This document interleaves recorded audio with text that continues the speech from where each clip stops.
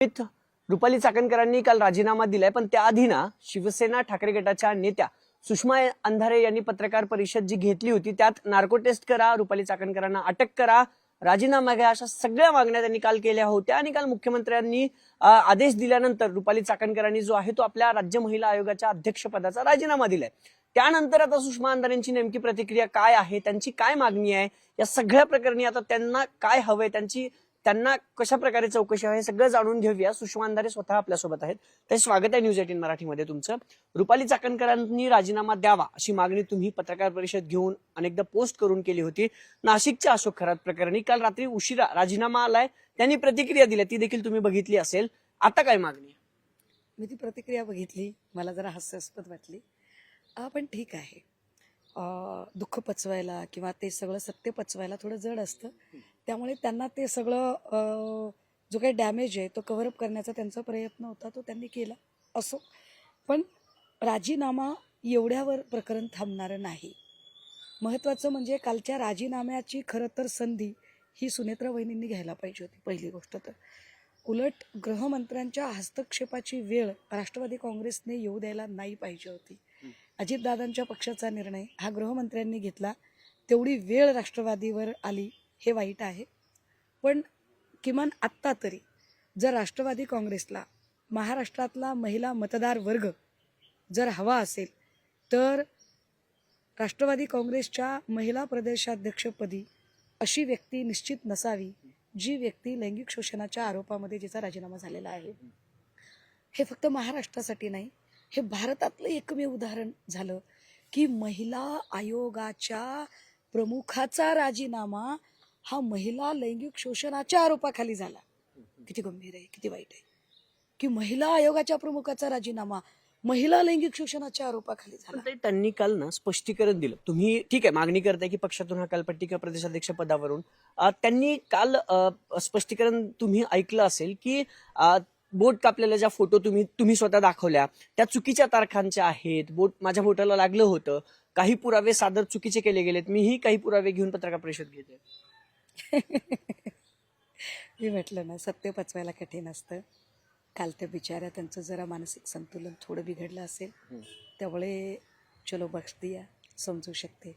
वेळ येईल तेव्हा त्या प्रत्येक गोष्टीचा पुरावा देण्याची माझी तयारी आहे. फक्त इतक्याच ठाम राहा, कुठली पोस्ट डिलीट करू नका. आणि काय मला नोटिसा पाठवायच्या त्या जामिनानंतर पाठवा. आधी डोक्यावरची जी अटकेची टांगती तलवार आहे त्याचा विचार करा. मला नोटीसची धमकी देणं सोपं आहे, कारण आता लोक सांगतात बुवा 500-600 कोटीची प्रॉपर्टी आहे तुमच्याकडे, तटकरेसारख्या प्रवृत्तींचा आशीर्वाद आहे. आता एवढं सगळं असेल तर मला धमक्या देणार की हो? मी काय आपलं साधारण सडापटिंग माणूस आहे.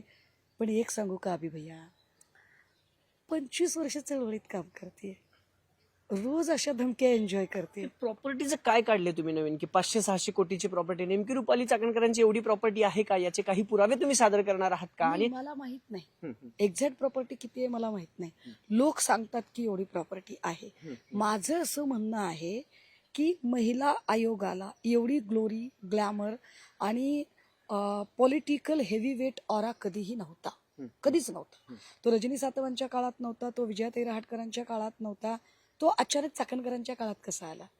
त्याला कारण तटकरेंनी दिलेली अधिकची सूट, हे फार महत्वाचं आहे. चाकणकरांना तटकरेंनी सूट दिली, पक्षात खूप जास्त सूट दिली. एकही महिला आयोग कधीही मंत्रिमंडळांच्या बैठकांना वगैरे उपस्थित राहणं किंवा तिकडे त्यांचा वावर कधीच नव्हता.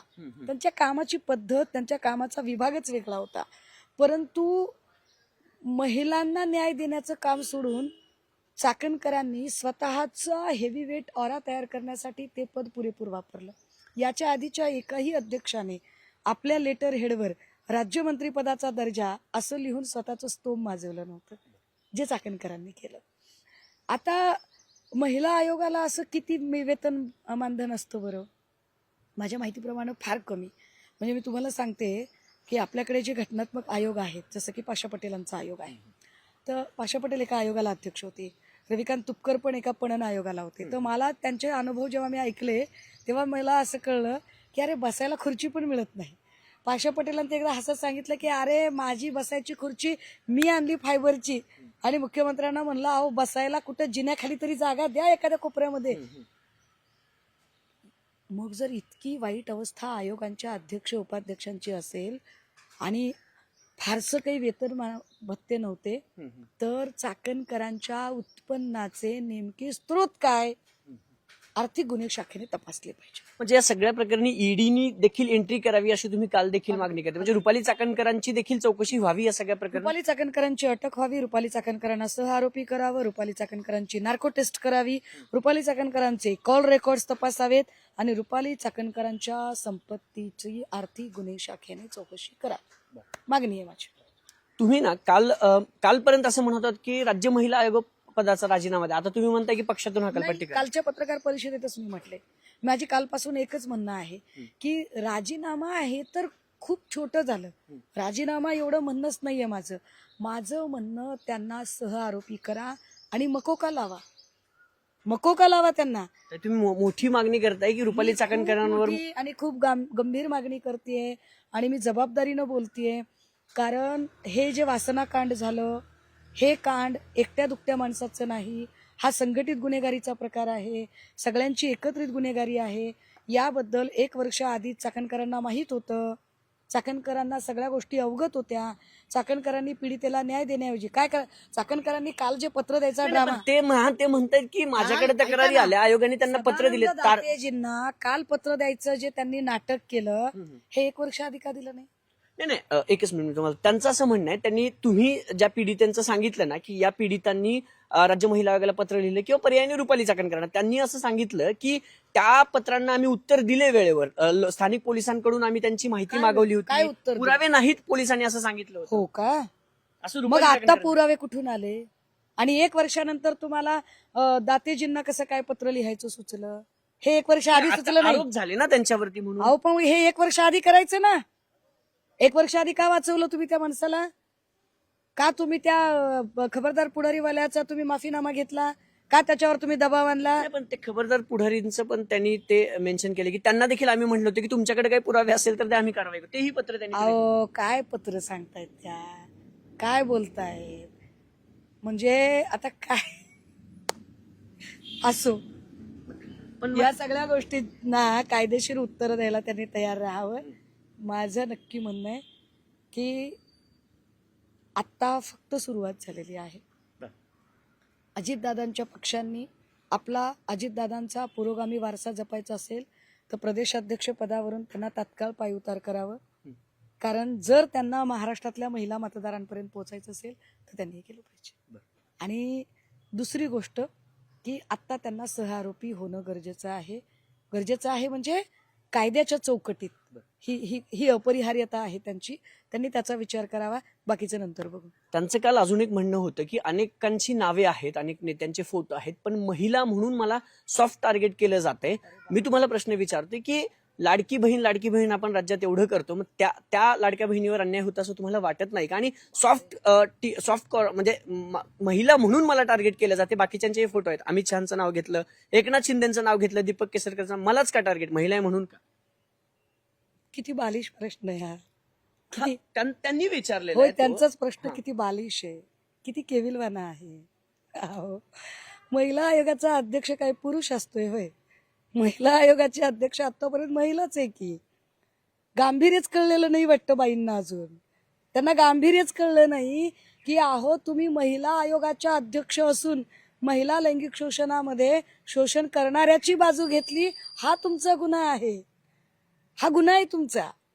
इतर अनेक नेत्यांचे फोटो नक्की त्यात आहेत आणि त्यांची सुद्धा जर अशा काही गोष्टी पुढे आल्या तर त्यांची चौकशी व्हावी.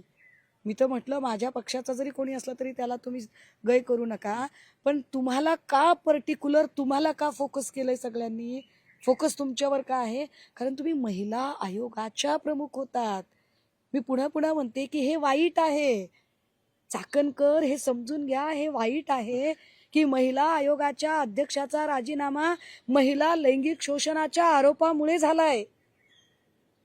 किती ते सावरणं. त्यांनी असंही सांगितलं की मी सगळे पुरावे घेऊन पत्रकार परिषद घेईल, त्यावेळेस जर तुम्हाला त्याआधी तुम्ही काय करणार आहात? म्हणजे आता FIR व्हावी किंवा सहआरोपी करावं असं म्हणताय मला तुम्ही, काय मला देखील म्हणायचं, कायद्याचा ऐका ना, दणका अभ्यास आहे. ऐका ना, त्यांची जी पटकथा काल त्यांनी जी लिहून घेतली 3 दिवस थांबून, ती पटकथा एकदा त्यांना रोल ऍक्शन कॅमेरा एकदा करू द्या. हम्म. त्याच्यानंतर आम्हाला जी आमची चळवळीची भूमिका मांडायची ती आम्ही मांडू. एक शेवटचा प्रश्न ताई, आता काय तुम्ही म्हणताय की नार्को टेस्ट, मी परत विचारतो की त्यांनी राज्य महिला अध्यक्षपदाचा राजीनामा दिलाय, आता तुम्ही पुढची मागणी काय करताय? सुनेत्रा वहिनींना भेटणार आहात का? मुख्यमंत्री गृहमंत्र्यांना भेटणार आहात का? ठाम आहे त्या गोष्टीवर, नार्को टेस्टवर ठाम आहे, अटकेवर ठाम आहे, बेनामी संपत्तीच्या चौकशीवर ठाम आहे. आणि सुनेत्रा वहिनींना खरंच पक्ष वाढवायचा असेल आणि अजितदादांचा वारसा चालवायचा असेल तर महिला प्रदेशाध्यक्ष पदावरून या बाई निघाल्या पाहिजेत. अन्यथा तटकरे आणि प्रवर्तींनी अजितदादांचा वारसा सांगू नये. अजित पवारांचा वारसा पक्षाला सांगायचा असेल तर महिला आयोगाच्या अध्यक्षपदाचा राजीनामा दिल्यावर देखील महिला प्रदेशाध्यक्ष पद राष्ट्रवादीचं रुपाली चाकणकरांकडे आहे. त्यांना त्या पदावरून पाय उतार करा, नार्को टेस्ट झाली पाहिजे, सह आरोपी या सगळ्या प्रकरणी रुपाली चाकणकरांना करा आणि मग आम्ही उत्तरं देऊ. कालची सगळी जी त्यांनी सांगितली ती पटकथा होती, तुमच्याकडले पुरावे असतील तर तुम्ही सादर करा. 500 ते 600 कोटी रुपयाची प्रॉपर्टी तुमच्याकडे आहे, त्यामुळे आर्थिक गुन्हे शाखेनं देखील या सगळ्या प्रकरणी चौकशी करावी अशी मागणी सुषमा अंधारेंनी केलेली पाहायला मिळते. कॅमेरा पर्सन सचिन हंचाटेसह अभिजित पोते, न्यूज 18 मराठी, पुणे.